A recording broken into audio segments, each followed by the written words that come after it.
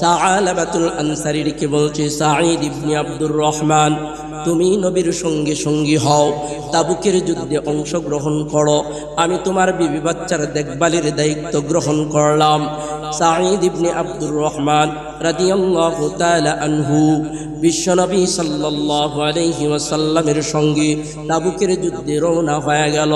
কিছু সময় অতিবাহিত হয়ে গেল, এমন সময় শয়তান ধোঁকা দেয়, ডেকে বলে, ও সাআলাবাতুল আনসারী, তুমি কি জানো সাঈদ ইবনে আব্দুর রহমানের বিবি বড় সুন্দর, সাঈদ ইবনে আব্দুর রহমানের বিবি বড় রূপসী, সাঈদ ইবনে আব্দুর রহমানের বিবি বড় দেখতে বড় সুন্দর, তুমি চাইলেই তার সাথে মনের কাহেসাত মিটাইতে পারো। জোরে জোরে বলেন নাউজুবিল্লাহ।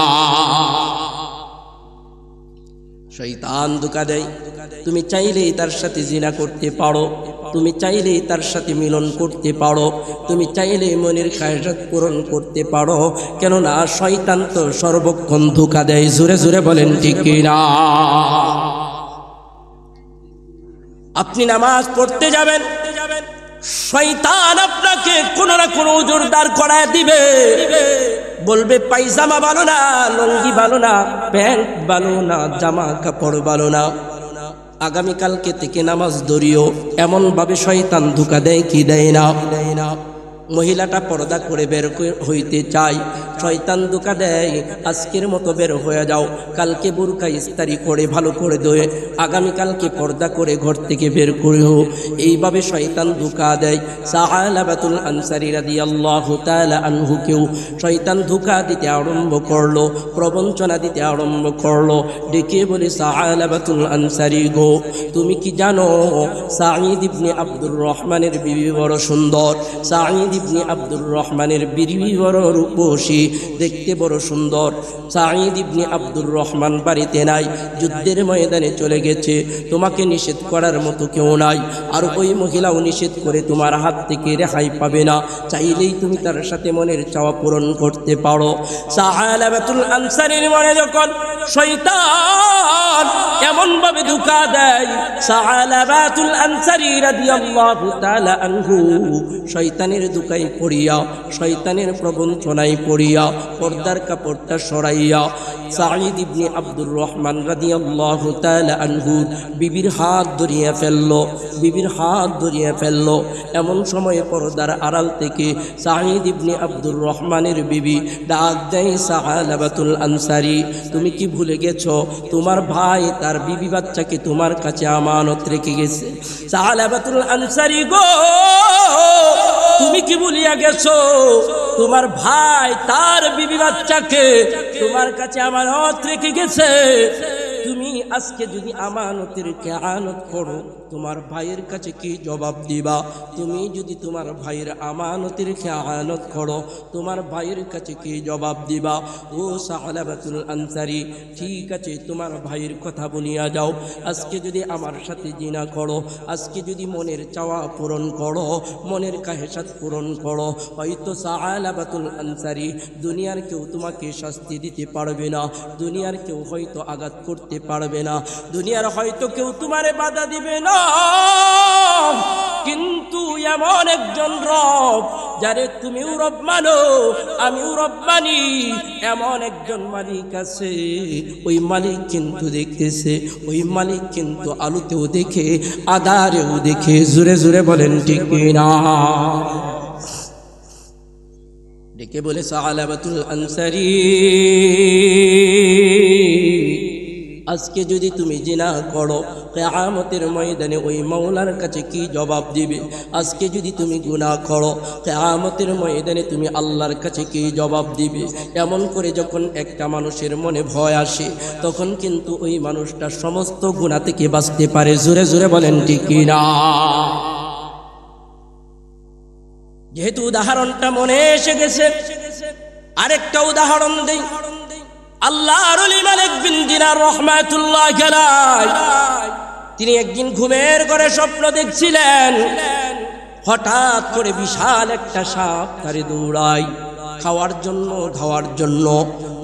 মালিক বিন দিনার রাহমাতুল্লাহি আলাইহি তিনি ঘুমের মধ্যে দৌড়াইতেছিলেন, কোনোভাবে সাপ থেকে বাঁচতে পারছিলেন না।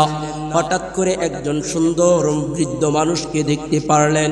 ওই বৃদ্ধ মানুষটাকে ডেকে বলছে, বাবা আমাকে একটু সাহায্য করেন, সাপের হাত থেকে আমাকে বাঁচান, সাপ আমাকে ধরতে চাই, খাইতে চাই।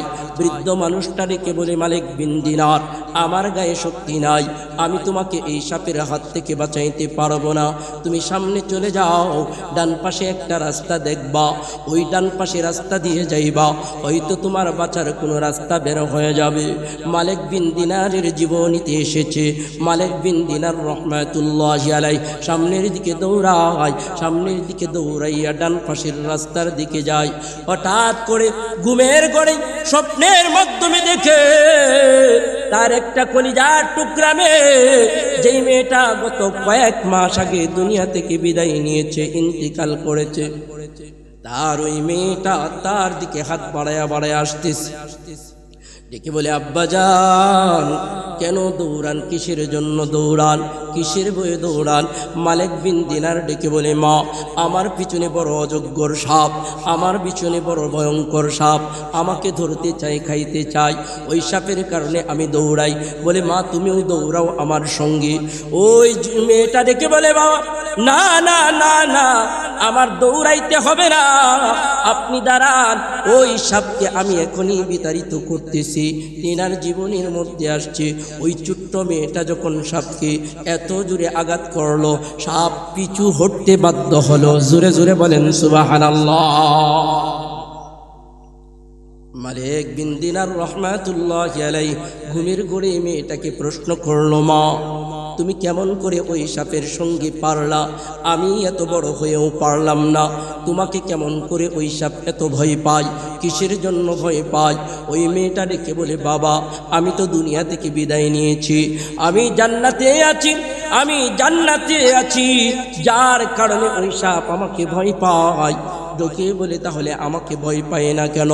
মালিক বিন দিনারকে ওই মেয়েটা বলে, তার মেয়েটা ডেকে বলছে, বাবা তুমি আসার সময় কোনো মানুষকে পেয়েছিলে কিনা? মালিক বিন দিনার বলে, হ্যাঁ আমি একটা বৃদ্ধ মানুষকে পেয়েছিলাম, আমি তার কাছে সাহায্য চেয়েছিলাম, সে বলছে আমি বড় বৃদ্ধ, আমি বড় দুর্বল, আমার গায়ে কোনো শক্তি নাই, আমি তোমাকে ওই সাপের হাত থেকে বাঁচাইতে পারবো না, যার কারণে আমি সামনের দিকে দৌড়াই। ওই মেয়েটা ডেকে বলে, বাবা ওই বৃদ্ধ মানুষটাকে, ওই বৃদ্ধ লোকটাকে আপনি কি চিনতে পেরেছেন? মালিক বিন দিনার ডেকে বলে, না না আমি তো চিনতে পারি নাই। ওই মেয়েটা ডেকে বলছে, বাবা ওইটা হলো আপনার জীবনের আমল, আপনার জীবনের আমলগুলো এত দুর্বল, আপনার জীবনের আমলগুলো এত দুর্বল, যে আমল দ্বারা আপনি জাহান্নামের শাস্তি থেকে বাঁচতে পারবেন না। জোরে জোরে বলেন নাউজুবিল্লাহ। মালিক বিন দিনার রাহমাতুল্লাহি আলাইহি ঘুম ভেঙে গেল, লাফ মারিয়া উঠিয়া গেল। যেই মালিক বিন দিনারের মদ পান ছাড়া ঘুম হয় না, তার জীবনের মধ্যে আসছে মালিক বিন দিনার মদের বোতলটা মাটির মধ্যে নিক্ষেপ করে ভেঙে ফেললো, তাওবা করে সে ভালো হয়ে গেল। একদিনই মজমার মধ্যে বক্তব্য দিচ্ছে, ওই বক্তব্যের মধ্যে একজন শ্রোতা দাঁড়ায় গেল, ডেকে বলে, মালিক বিন দিনার আপনি না মদ করছিলেন, আপনি না নেশা করছিলেন, আপনি কেমন করে আজকে ভালো হলেন? আমাদেরকে নসিহত করেন, আগে বলেন তারপরে আপনি উপদেশ দেন। মালিক বিন দিনার ডেকে বলে, এক স্বপ্ন আমার জীবনের সব পাল্টে গেছে, এক স্বপ্ন আমার জীবনের সব উদল বদল হয়ে গেছে। এক স্বপ্নের মাধ্যমে আমি মালিক বিন দিনার আমার মাওলারে খুঁজে পাইছি। জোরে জোরে বলেন সুবহানাল্লাহ। মহান রব্বুল আলামিন যাদেরকে ভালোবাসেন, যাদেরকে মোহাব্বত করেন, তাদেরকে গুনাহ থেকে বাঁচায়া দেন কে? আরো জোরে বলেন কি? আল্লাহু আকবার। আল্লাহর ওলি ইব্রাহিম ইবনে আদহাম রাহমাতুল্লাহি আলাইহি তিনি একজন আল্লাহর ওলি ছিলেন, বলক দেশের বাদশা ছিলেন।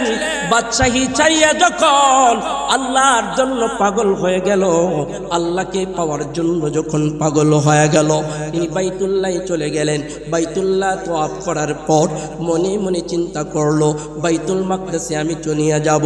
দেখুন আল্লাহর ওলি যারা হয়, আল্লাহর জন্য পাগল যারা হয়, তাদেরকে আল্লাহ কেমন করে মাফ করিয়া দেয়, তাদেরকে মাওলা কেমন করে ক্ষমা করিয়া দেয়। আল্লাহু আকবার। মালিক ইব্রাহিম ইবনে আদহাম রহমাতুল্লাহি আলাইহি বাইতুল্লাহ থেকে বাইতুল মাকদাস যাবেন, অনেক দূরের রাস্তা। যেই বাইতুল মাকদাস বর্তমানে ইসরায়েলের ইহুদি বাহিনীরা দখল করে রাখার জন্য ফিলিস্তিনের হাজার হাজার মুসলমানকে হত্যা করতেছে। জোরে জোরে বলেন ঠিক কিনা? ইব্রাহিম ইবনে আদহাম রহমাতুল্লাহি আলাইহি তিনি যখন বাইতুল্লাহ থেকে বাইতুল মাকদাস যাবেন, কিছু খেজুর খরিদ করলেন। যেই দোকান থেকে খেজুর খরিদ করলেন, ওই খেজুরের দোকানের পাশেই একটা খেজুর নিচে পড়েছিল। ইব্রাহিম ইবনে আদহাম রহমাতুল্লাহি আলাইহি ওই খেজুরটা নিজের মনে করে খেয়ে ফেলছিলেন। মানে ইব্রাহিম ইবনে আদহাম রহমাতুল্লাহি আলাইহি ওই খেজুরটা খাওয়ার জন্য বাইতুল মাকদাসে একদিন ঘুমাইতেছিলেন। হঠাৎ করে তিনি ঘুমের ঘরে স্বপ্ন দেখে তার মাথার পাশে একজন ব্যক্তি বসে আছে, পায়ের কাছে আরেকজন ব্যক্তি বসে আছে। মাথার পাশের ব্যক্তি পায়ের পাশের ব্যক্তিকে ডেকে বলছে, এই ব্যক্তির জন্য বড় আফসোস হয়, এই ব্যক্তির জন্য বড় কষ্ট হয়। পায়ের পাশের ব্যক্তি ডেকে বলছে, কেন গো? এই ব্যক্তি তো মাওলারে পাওয়ার জন্য ঘর ছাড়ছে, বাদশাহী ছাড়ছে। জোরে জোরে বলেন ঠিক কিনা? পায়ের কাছের ব্যক্তি বলছে, এই ব্যক্তি তো মাওলারে পাওয়ার জন্য, আল্লাহরে পাওয়ার জন্য ঘর ছাড়লো, বাদশাহী ছাড়লো, সংসার ছাড়লো, সব কিছু ছাড়লো। তাহলে তার জন্য কেন দুঃখ হয়, তার জন্য কেন কষ্ট হয়? মাতার পাশের ব্যক্তিটিকে বলে, এই জন্য দুঃখ হয়, এই ইব্রাহিম ইবনে আদহাম তিনি যখন বাইতুল্লাহ থেকে রওনা হয়, এক দোকান থেকে 1 কেজি খেজুর কিনেছিল। ওই বেগের নিচে একটা খেজুর পড়েছিল। ওই খেজুরটা নিজের মনে করে খেয়েছিল, যার কারণে 1 মাস যাবত তার কোনো আমল আল্লাহ কবুল করতেছে না। জোরে জোরে বলেন নাউজুবিল্লাহ। আল্লাহু আকবার। এবার চিন্তা করে দেখেন, আমরা কত মানুষের কত কি না বলে খাই। জোরে বলেন ঠিক কিনা? ঠিক কিনা? যদি কারো গাছের বড়ই মাটিতে পড়ে, তাহলে সেটা আমার মনে করে আনন্দ করে খাই। জোরে বলেন খাই কি খাই না? কারো সুপারি গাছের সুপারি যদি মাটিতে পড়ে, তাহলে সেটাও আমার নিজের মনে আনন্দ মনে খাই কি খাই না? আল্লাহু আকবার। ইব্রাহিম ইবনে আদহাম রাহমাতুল্লাহি আলাইহি এমন স্বপ্ন যখন দেখলেন, মাতার পাশের ব্যক্তিটা ডেকে বলছে, এই ব্যক্তির আমল 1 মাস যাবত কবুল হচ্ছে না। পায়ের কাছের ব্যক্তি ডেকে বলে, কেন কবুল হচ্ছে না? মাতার পাশের ব্যক্তি ডেকে বলে, ইব্রাহিম ইবনে আদহাম ওই মালিকের একটা খেজুর না বলে খাওয়ার কারণে, ওই মালিকের খেজুর নিজের মনে করে খাওয়ার কারণে 1 মাস যাবত তার জীবনের আমলগুলো আল্লাহ কবুল করে না। ইব্রাহিম ইবনে আদহাম রাহমাতুল্লাহি আলাইহি এমন স্বপ্ন যখন দেখলেন, সঙ্গে সঙ্গে ঘুম থেকে লাফ মারিয়া উঠে গেলেন। সঙ্গে সঙ্গে ঘুম থেকে উঠিয়া গেলেন। ঘুম থেকে ওঠার পর ইব্রাহিম ইবনে আদহাম রাহমাতুল্লাহি আলাইহি চোখের পানিগুলো সারিয়া সারিয়া কান্না শুরু করিয়া দিলেন। ডেকে বলে, মাওলা, ও মাওলা, আমি বুঝতে পারি নাই যেই দোকান থেকে খেজুর কিনলাম, আমি যদি জানতাম ওই খেজুরটা দোকানদারির, তাহলে আমি খাইতাম না। আমি যদি বুঝতাম ওই খেজুরটা দোকানদারির, তাহলে আমি উঠাইতাম না। মাওলার, যেহেতু আমি পাপ করেই ফেলেছি, যেহেতু আমি অন্যায় করেই ফেলেছি, মাপ চাওয়ার মতো সুযোগ তুমি করিয়া দাও। জোরে জোরে বলেন সুবহানাল্লাহ। আর আল্লাহ বলেছেন, তুবু ইলাল্লাহি তাওবাতান নাসুহা। যেই ব্যক্তি মাপ চায়, যেই ব্যক্তি ক্ষমা চায়, যেই ব্যক্তি তওবা করে, ওই ব্যক্তিকে মাফ করে দেয় কে? বন্ধুগণ আমার, ইব্রাহিম ইবনে আদহাম রাহমাতুল্লাহি আলাইহি তিনি যখন আল্লাহর কাছে ক্ষমা চায়, দেখে বলে, মাওলা, আমার হায়াত যদি শেষ হয়ে থাকে গো, মেহেরবানি করে একটু হায়াত বাড়ায়া দাও, দয়া করে একটু হায়াত বাড়ায়া দাও। ওই বাইতুল্লাহে যাওয়ার মতো সুযোগ করিয়া দাও, ওই দোকানদারের কাছে যাওয়ার মতো সুযোগ করিয়া দাও, যাতে করে আমি তার কাছে ক্ষমা চাইতে পারি, মাপ চাইতে পারি, আমার জীবনের এই অপরাধ ক্ষমা করতে পারি। কেননা যতক্ষণ পর্যন্ত বান্দা তার হক মাপ না করে ততক্ষণ পর্যন্ত আল্লাহ মাফ করে না। জোরে জোরে বলেন ঠিক কিনা? তাহলে আমরা অনেক সময় অনেকের অনেক কিছু না বলে খাই কি খাই না, নেই কি নেই না। তাহলে তাদের কাছ থেকে মাপ নেওয়ার দরকার আছে না নাই? বন্ধুগণ আমার, এটা আমি আনসারুল হক মিজানের কথা না। আল্লাহ বলেন হকুল ইবাদ, বান্দার হক এমন কঠিন, যতক্ষণ পর্যন্ত না বান্দা ক্ষমা করবে ততক্ষণ পর্যন্ত আমার মাওলাও ক্ষমা করবে না। জোরে জোরে বলেন ঠিক কিনা? ইব্রাহিম ইবনে আদহাম রহমাতুল্লাহি আলাইহি চোখের পানিগুলো সারিয়া যখন আকাশের দিকে তাকাইয়া চোখের পানিগুলো সাইরা সাইরা ডেকে বলে, ও মাওলা, ওই ব্যক্তির কাছে ক্ষমা চাওয়ার মতো সুযোগ করিয়া দাও, বাইতুল্লাহতে যাওয়ার সুযোগ করিয়া দাও। তিনার জীবনের মধ্যে আসছে, তিনি যখন বাইতুল্লাহতে রওনা হয়ে গেল, বাইতুল্লাহতে আইসা পৌঁছাইল, যেই দোকান থেকে খেজুর কিনেছিল ওই দোকানের কাছে পৌঁছাইল। পৌঁছাইয়া দেখে ওই দোকানদার যে বৃদ্ধ লোকের কাছ থেকে খেজুর কিনেছিল ওই বয়স্ক ব্যক্তিটা নাই, ওই দোকানের মধ্যে একজন যুবক বসা আছে। ইব্রাহিম ইবনে আদহাম ডাইকা বলে, যুবক, যদি আমি ভুল না করি এই দোকানের মধ্যে একজন বয়স্ক ব্যক্তি ব্যবসা করত, দোকানদারি করত। যুবক বলে, হ্যাঁ। ওই ইব্রাহিম ইবনে আদহাম বলে, ওই বৃদ্ধ ব্যক্তিটা কোথায়, বয়স্ক ব্যক্তিটা কোথায়? যুবক ডেকে বলে, তিনি তো ইন্তেকাল করেছেন। এই কথা শোনার পর ইব্রাহিম ইবনে আদহাম চোখের পানিগুলো ছাড়তে শুরু করলো। ওই যুবক ডাক দেয়, বাবা, কেন কান্দেন? কিসের জন্য কান্দেন? আমার বাবার সঙ্গে বলি বড় বন্ধুত্ব ছিল, আমার বাবার সঙ্গে বলি বড় পরিচয় ছিল, আমার বাবা বুঝি আপনার বড় বন্ধু ছিল। ইব্রাহিম ইবনে আদহাম রহমাতুল্লাহি আলাইহি ডেকে বলে, বাবা, না না না না, আমি তোমার বাবাকে চিনতাম না, আমি তোমার বাবাকে জানতাম না, তোমার বাবার সঙ্গে বন্ধুত্ব নাই, তোমার বাবার সঙ্গে আগে থেকে পরিচয় নাই।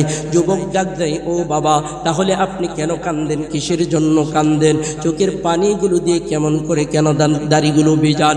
ইব্রাহিম ইবনে আদহাম রহমাতুল্লাহি আলাইহি ডেকে বলে, এরে যুবক, আজ কয়েকদিন আগে তোমার বাবার দোকান থেকে আমি 1 কেজি খেজুর খরিদ করেছিলাম, কিনেছিলাম। ওই ব্যাগের নিচে একটা খেজুর পড়েছিল, আমি মনে করেছিলাম সেই খেজুরটা আমার। নিজের মনে করে খেজুরটা মাটি থেকে তুলে পরিষ্কার করে খেয়ে ফেলেছিলাম, কিন্তু খেজুরটা আমার ছিল না।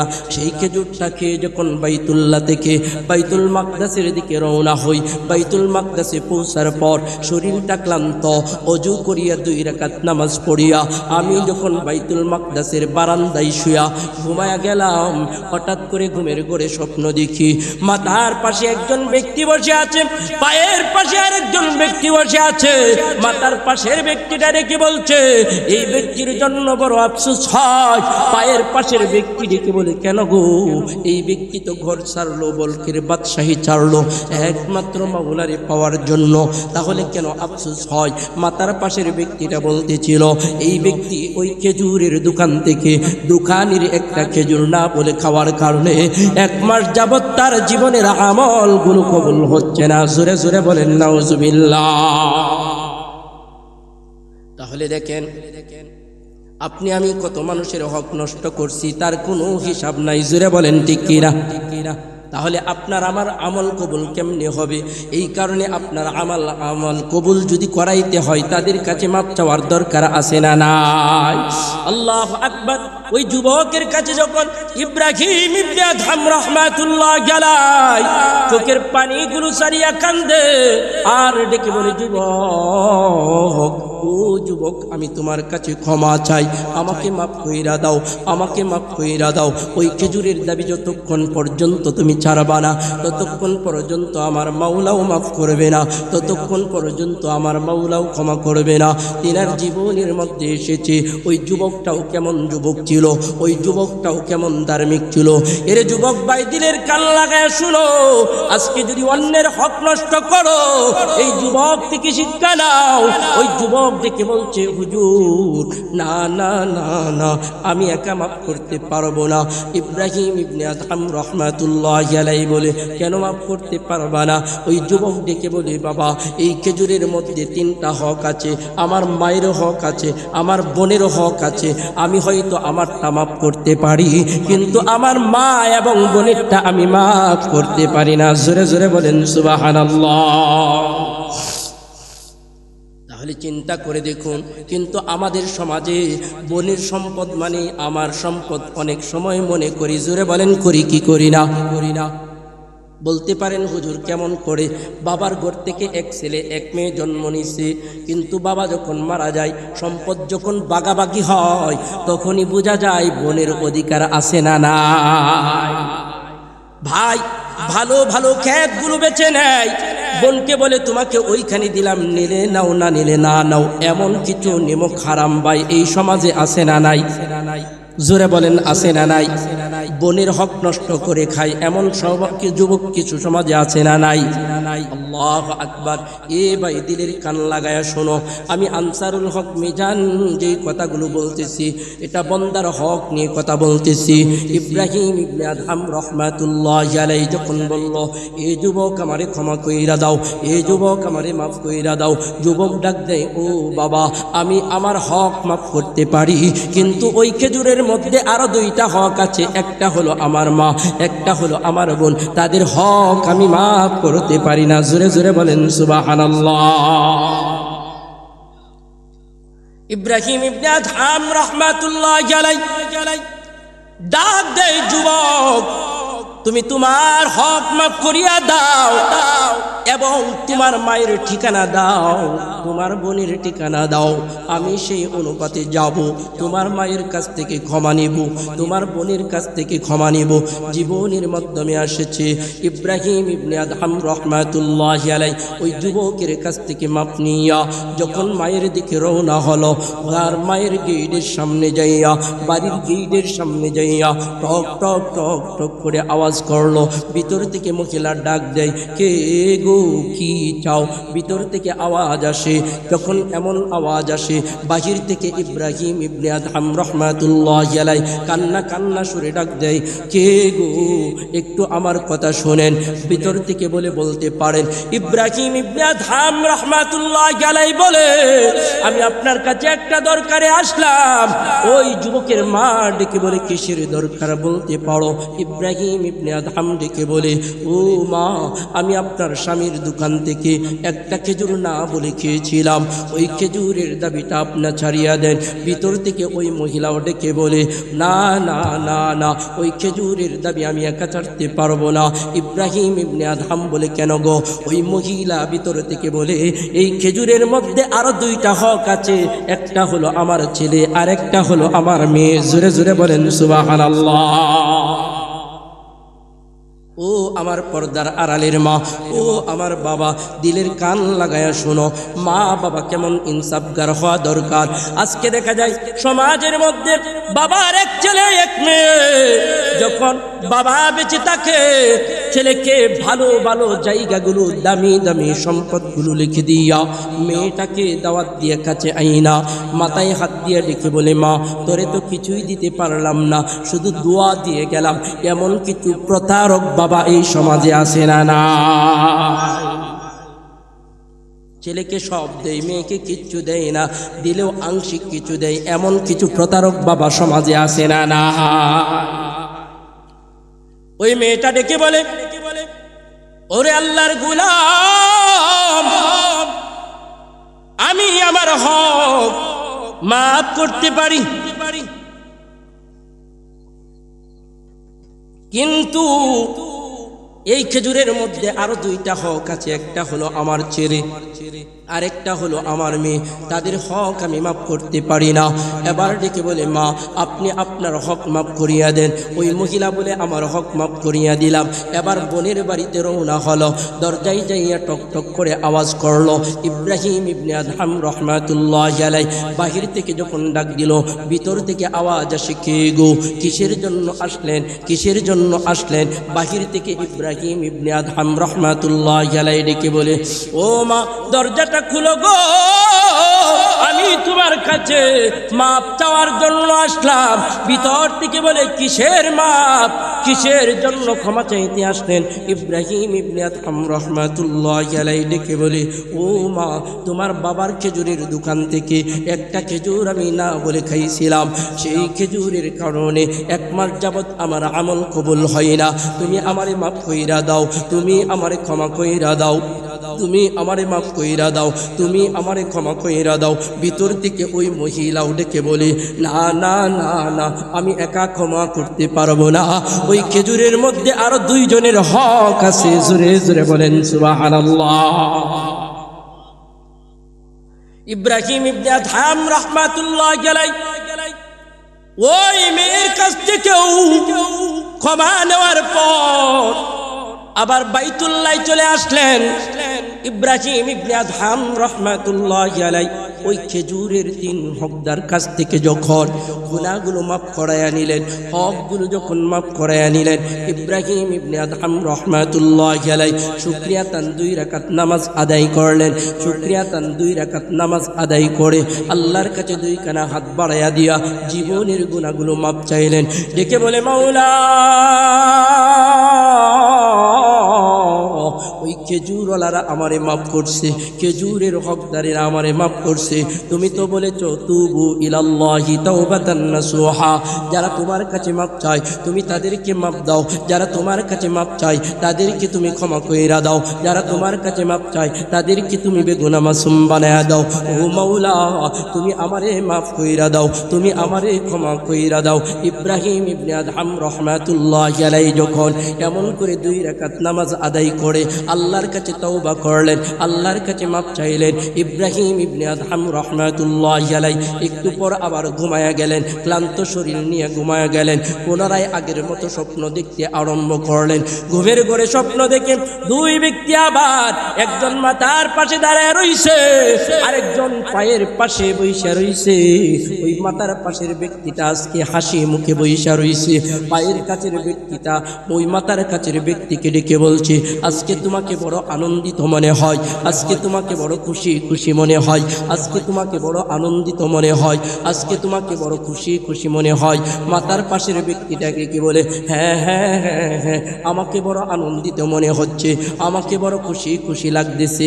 পায়ের পাশের ব্যক্তিটাকে কি বলছে, কেন গো, কিসের জন্য এত আনন্দিত হইলা, কিসের জন্য এত খুশি হইলা? ওই মাতার পাশের ব্যক্তিটা ডেকে বলে, এই ব্যক্তির জন্য আমি আনন্দিত হইলাম, কেননা যেই ব্যক্তিটার 1 মাসের আমল আল্লাহ কবুল করে নাই, আজকে সেই হক মাপ নেওয়ার পর তাওবা করার পর আল্লাহ তার 1 মাসের মাওলার পক্ষ থেকে কখন খবর আসবে, সাহালাবাতুল আনসারী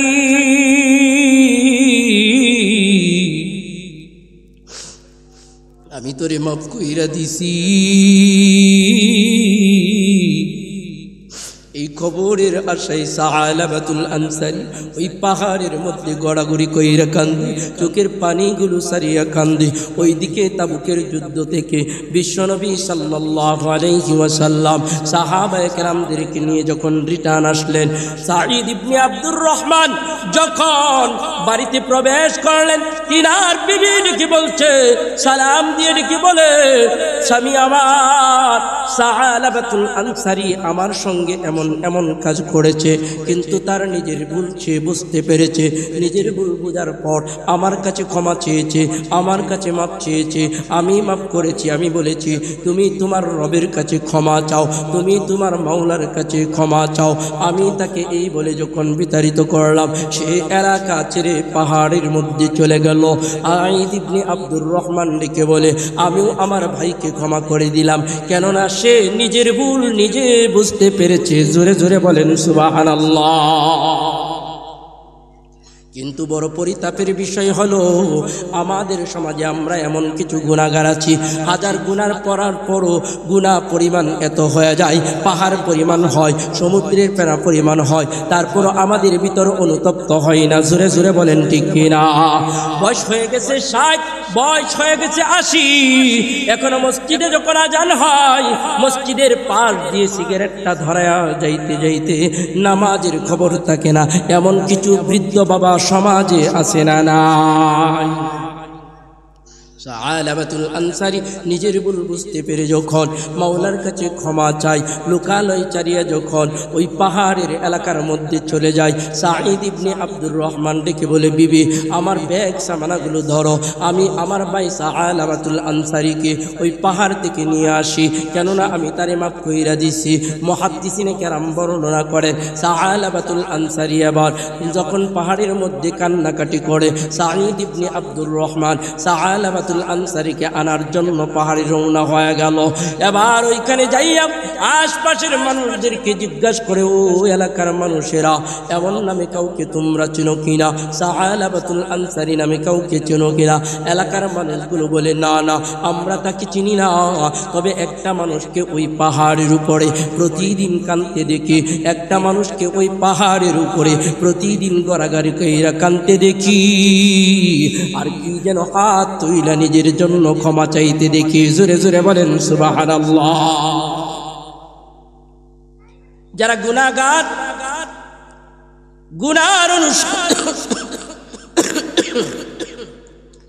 গুনার অনুশোচনা যখন তার অন্তরের মধ্যে আসে, ওই মানুষগুলো রাত্রে বেলা ঘুমাইতে পারে না। জোরে জোরে বলেন ঠিক কিনা? বৃদ্ধ বাবা ঘরের মধ্যে ঘুমায় না, যাই নামাজ বিছাইয়া উজু করিয়া কান্না করে গুনগুন কান্নার আওয়াজ আসে, গুনগুন কান্নার আওয়াজ আসে। ওইটা দেখি আব্বাজান নামাজ পড়তেছে, দোয়া করতেছে, কান্নাকাটি করতেছে। আব্বারে জিজ্ঞাসা করে, আব্বা আপনি এত কান্দেন কিসের জন্য কান্দেন? ওই জানি না আমার জীবনের ভুলগুলোর গুনাহ আল্লাহ মাফ করছে কিনা। জোরে জোরে বলেন সুবহানাল্লাহ। সাআলাবাতুল আনসারী যখন ওই পাহাড়ের চূড়ায় গড়াগড়ি কইরা কান্দে, চোখের পানিগুলো চইরা কান্দে, সাঈদ ইবনে আব্দুর রহমান রাদিয়াল্লাহু তাআলা আনহু ওই পাহাড়ের মধ্যে চলে গেল।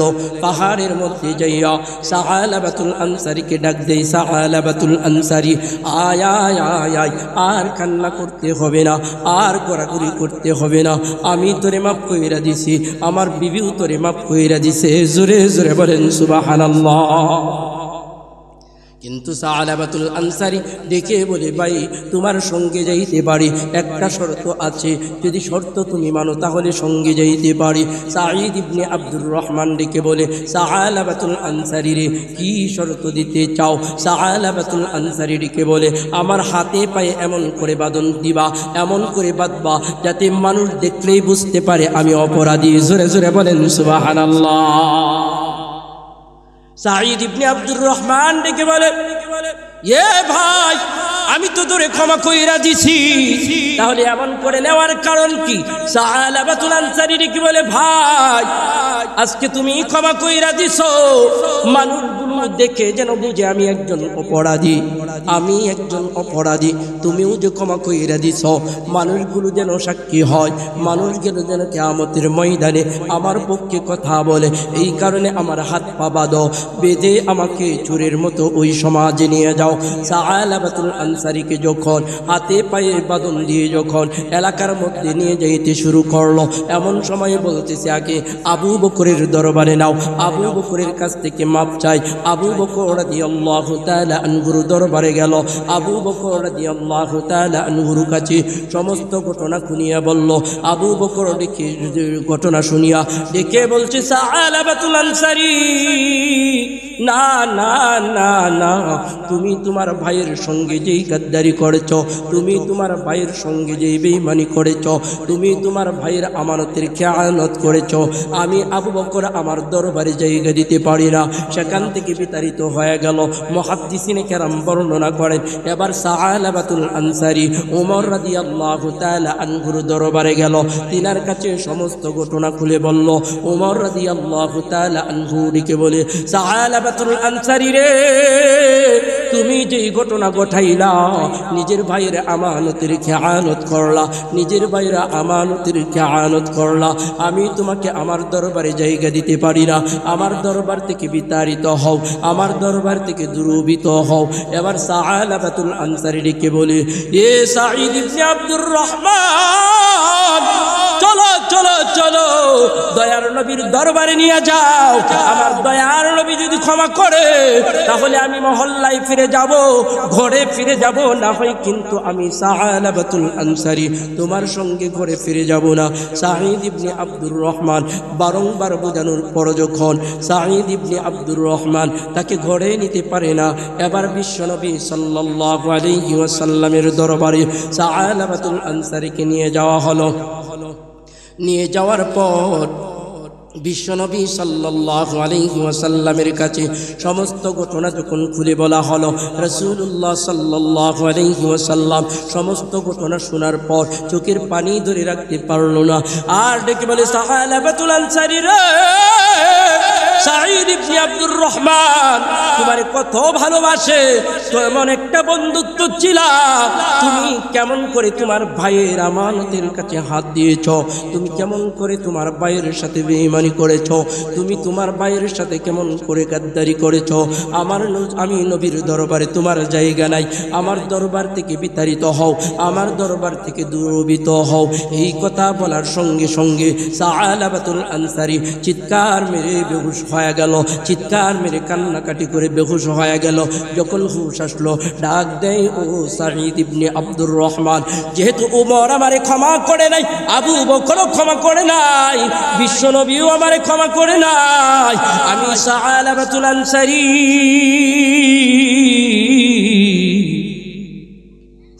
আমার এই চেহারা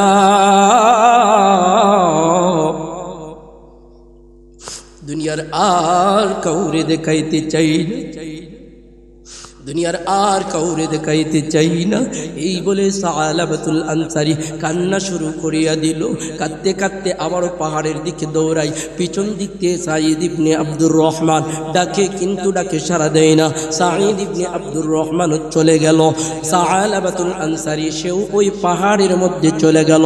পাহাড়ের মধ্যে যাইয়া সারা রাত্রি পর্যন্ত কান্নাকাটি করে, গড়াগড়ি করে চোখের পানিগুলো জড়ায়। এমন সময় জিবরিল আমিন আলাইহিস সালামকে আল্লাহর নবীর দরবারে পাঠিয়ে দিল, ও জিবরাইল, যাও যাও যাও যাও, ওই সাআলাবাতুল আনসারী সম্পর্কে আমি আয়াত নাযিল করে দিলাম, ওই সাআলাবাতুল আনসারীকে আমি মাফ কইরা দিলাম, এই সংবাদ আমার নবীর কাছে পৌঁছাও, আমার নবীরও মাফ কইরা দিতে বলো।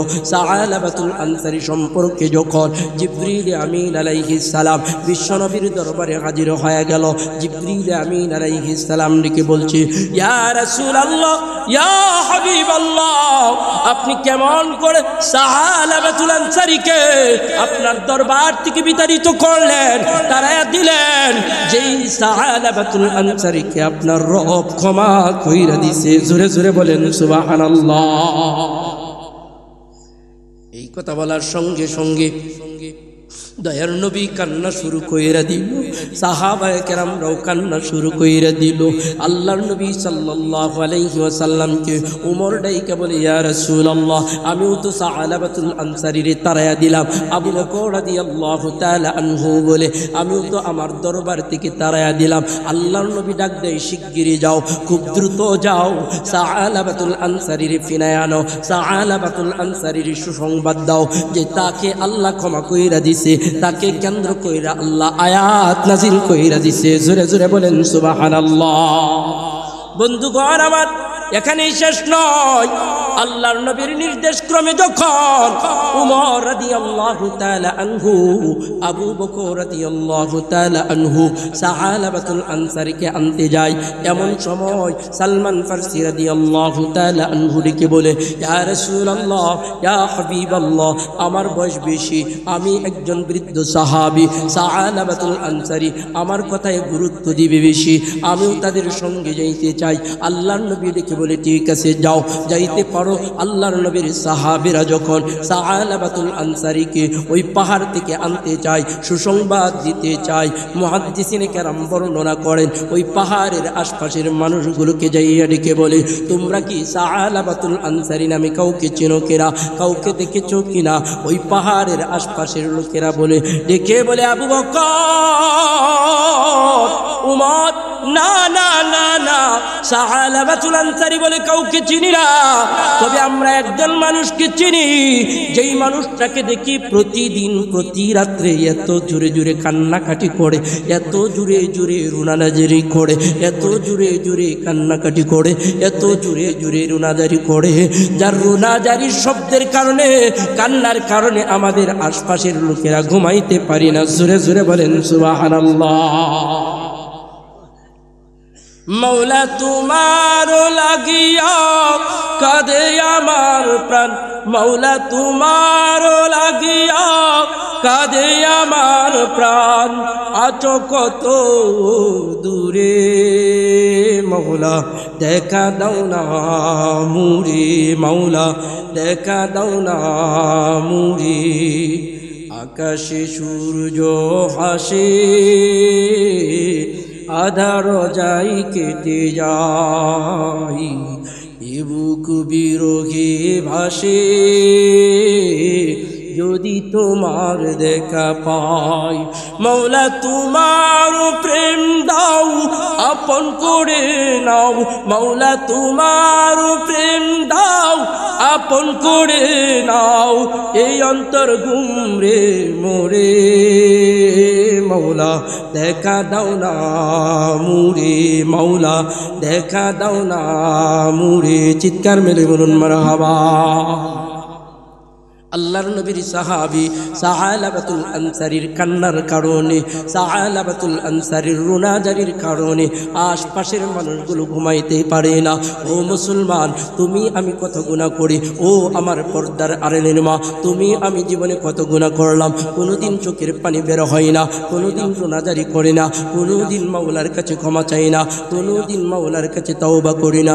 অথচ সাহাবায়ে কেরামদের জীবনের দিকে তাকাও, আল্লাহর নবীর সাহাবী খুবাইব রাদিয়াল্লাহু তাআলা আনহুকে যখন ওই মক্কার কাফের বেঈমানগুলো ফাঁসির কাস্টে ঝুলাইয়া দিবে, আরে মক্কার কাফের বেঈমানরা জিজ্ঞাসা করতেছে, আমরা যখন কাউকে ফাঁসির কাস্টে ঝুলাই তখন তার জীবনের শেষ ইচ্ছা পূরণ করি, তোমার জীবনের কোনো শেষ ইচ্ছা আছে কিনা? খুবাইব ডেকে বলে, আমি আল্লাহর দরবারে তাওবা করতে চাই, 2 রাকাত নামাজ পড়ে কান্নাকাটি করতে চাই। জোরে জোরে বলেন সুবহানাল্লাহ।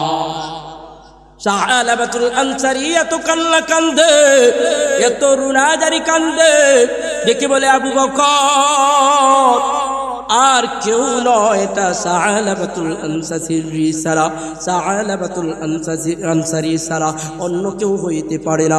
চলো চলো দ্রুত চলো, চলো চলো শিগগিরই চলো। তখন গভীর রজনী, তখন গভীর রজনী, সকল মানুষগুলো ঘুমায়া গেছে, সকল প্রাণী পশু পাখিগুলো ঘুমায়া গেছে। আবু বকর, উমর রাদিয়াল্লাহু তাআলা আনহু, সালমান ফারসি রাদিয়াল্লাহু তাআলা আনহু যখন সাহাবাতুল আনসারীর কাছে গেল, যাচ্ছে যাইয়া ডাকতে শুরু করলো, সাহাবাতুল আনসারী মাথা বাসাই না, সাহাবাতুল আনসারী গুম গুম করিয়া কান্দে, হাউমাউ করিয়া মাওলার দরবারে কান্দে, দেখে বলে, মাওলা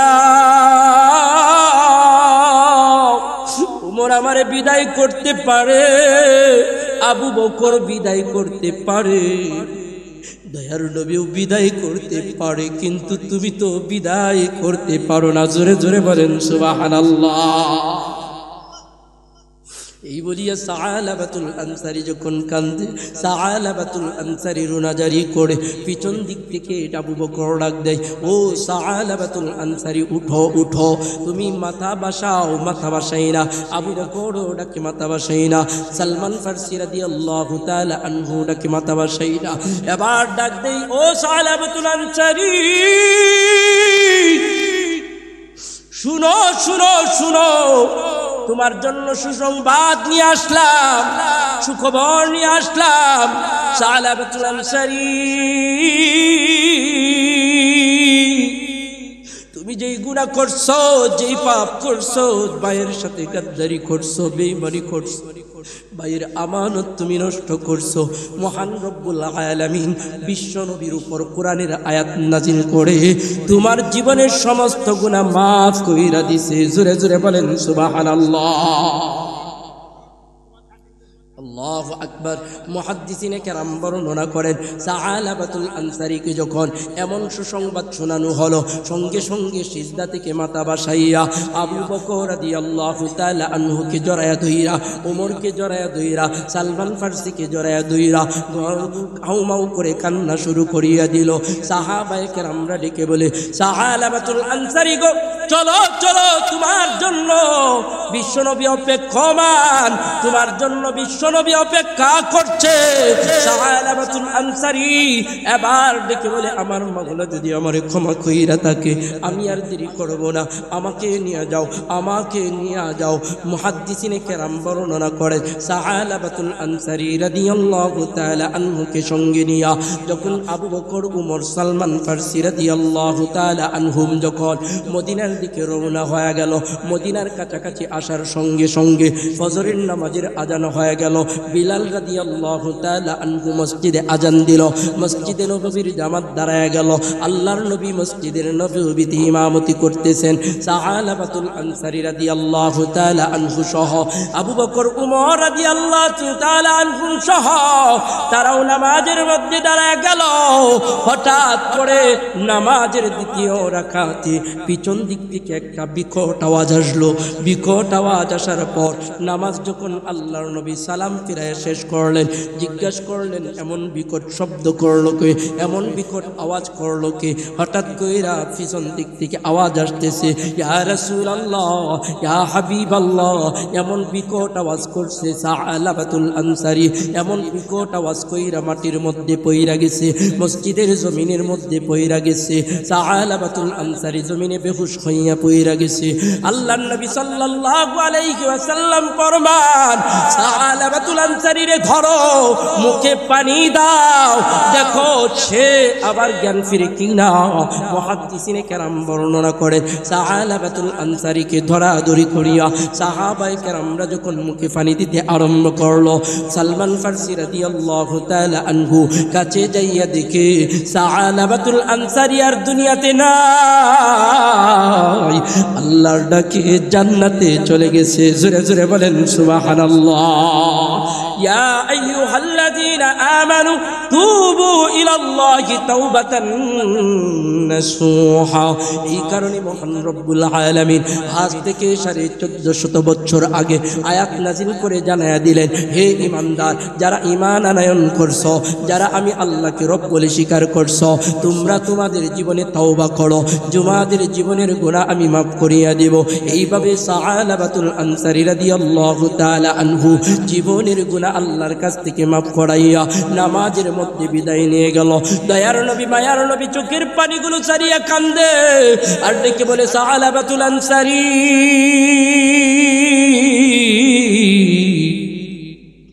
আমি নবীর জবান থেকে তোমার জান্নাতের সুসংবাদ দিতে পারলাম না, মাওলার ক্ষমার ঘোষণাটা দিতে পারলাম না।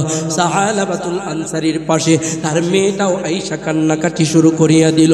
যেই যুবতী মেয়েটা বলছিল, বাবা, যতক্ষণ না আপনাকে আল্লাহ ক্ষমা না করবে ততক্ষণ পর্যন্ত আমি আপনাকে বাবা বলে স্বীকার করব না। মেয়েটাও আইসা কান্দে ডেকে বলে, বাবা,